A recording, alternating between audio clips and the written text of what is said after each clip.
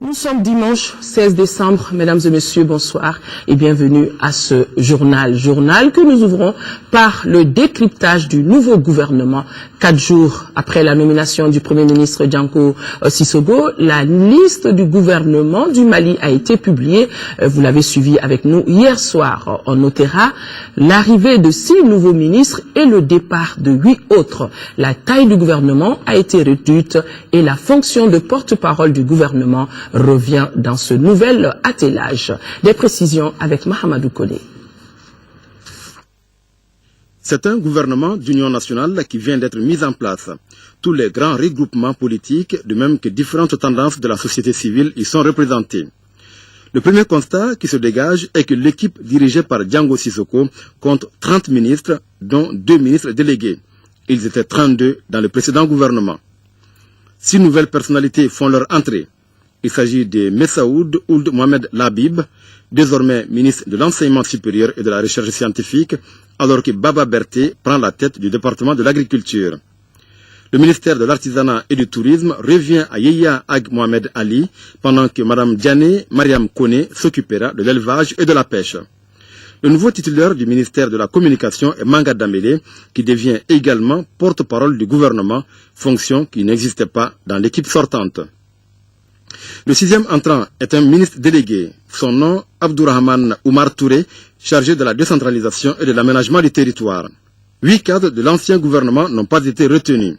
Au nombre de ces partants, Mme Traoré Rokia Gikine, précédemment ministre des Maliens de l'extérieur et de l'intégration africaine. Yaranga Koulibaly, qui s'occupait de l'agriculture. Harouna Kanté, qui détenait l'enseignement supérieur et la recherche scientifique. Et Adamawan, qui quitte l'éducation.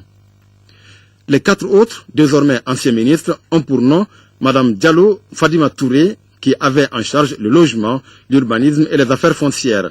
Mamadou Koulibaly, précédemment à l'équipement et à l'aménagement du territoire.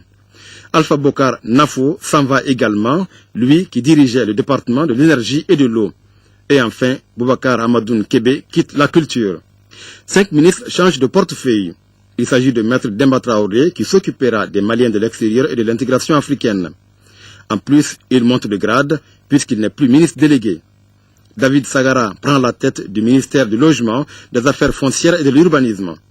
Makantungara quitte l'élevage pour l'énergie et l'eau, alors que Ousmane Agrissa, autrefois à l'artisanat et au tourisme, vient à l'environnement et à l'assainissement. Quant à Bruno Maïga, il laisse la communication au profit de la culture. Bokar Moussa Diarra cumule désormais l'éducation, l'alphabétisation et les langues nationales. De son côté, le colonel Abdoulaye Koumaré garde les transports en y ajoutant l'équipement. Un autre constat, c'est que 17 ministres restent au même poste qu'ils détenaient dans l'ancien gouvernement. A signaler notamment Tiana Koulibaly à l'économie et aux finances, général Yamoussa Kamara à la défense et aux anciens combattants, Tcheman Hubert Koulibaly, chef de la diplomatie, colonel Moussa Senko Koulibaly à l'administration territoriale. A noter pour terminer que l'attelage de Janko Sissogo comprend 3 femmes. Elles étaient 4 il y a quelques